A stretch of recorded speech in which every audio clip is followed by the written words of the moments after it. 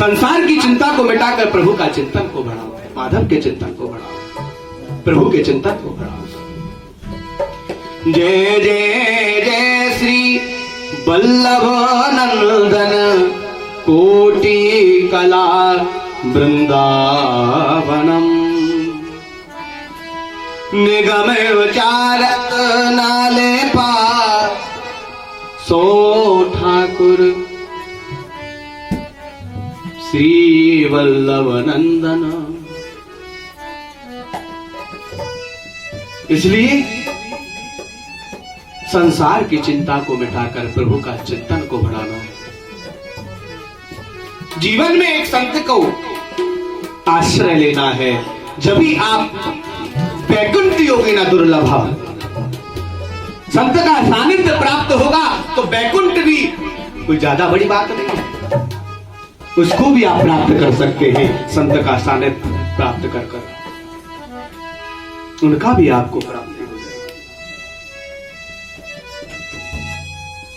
महाप्रभु वल्लभाचार्य का सानिध्य सब ब्रजवासियों को प्राप्त है। जब महाप्रभु वल्लभाचार्य ब्रज में आए तो उन्होंने भी एक ब्रजवासी का सानिध्य प्राप्त किया। स्वयं दामोदर दास हरसानी को भी उन्होंने साथ में लिया। सबसे प्रथम जैसे ही गोकुल में पधारे तो पुष्टि मार्ग की जो प्रारंभता है वो भी स्वयं गोकुल से ही है।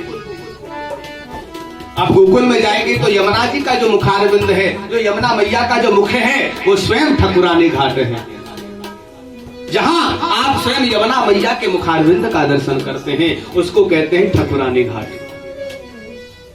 वहीं आकर महाप्रभु जी ने एक चौतरा पर ओटला पर विराजमान हो गए। महाप्रभु वल्लभाचार्य कुछ नहीं है, पीपल का झाड़ है, उसी पीपल के झाड़ के नीचे एक कच्चा ओटला बना हुआ है और उस ओटला को गाय के गोबर से लिपवाया। उसी पर महाप्रभु अपने शिष्य दामोदर दास हरसानी के साथ में निवास करते हैं।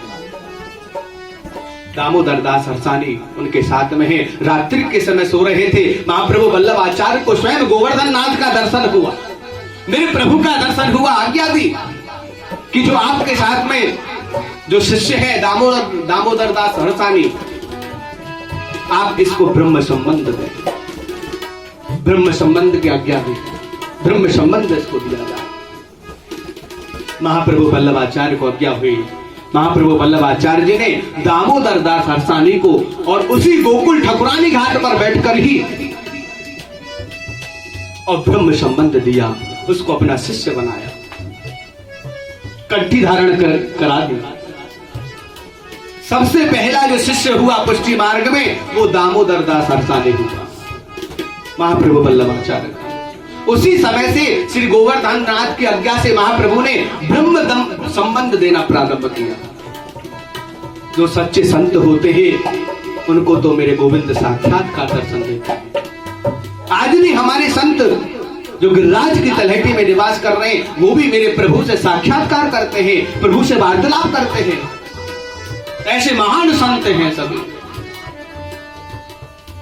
ऐसे संतों का सानिध्य प्राप्त करना चाहिए। जीवन में ऐसा प्रयास हो कि एक भी क्षण संत का बर्बाद ना हो।